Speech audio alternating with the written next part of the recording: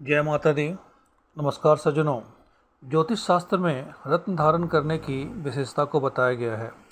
रत्नों में ब्रह्मांडीय ऊर्जा होती है और इसके धारण करने से जीवन में आ रही नकारात्मक शक्तियों या बाधाओं को बहुत हद तक कम किया जा सकता है।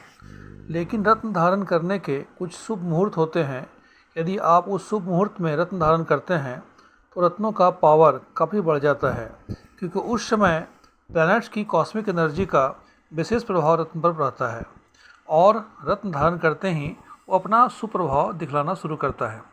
रत्न धारण करने के कुछ नियम हैं, जैसे अगर आप माणिक रत्न पहनने जा रहे हैं तो रविवार का दिन इसके लिए सबसे बेहतर माना जाता है।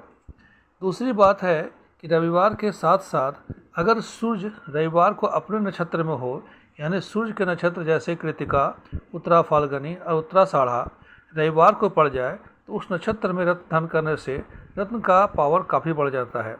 वैसे तो सूर्य का कोई निश्चित नक्षत्र नहीं होता है, लेकिन ज्योतिष में सूर्य के महत्व को समझने के लिए कुछ नक्षत्रों को महत्वपूर्ण माना जाता है।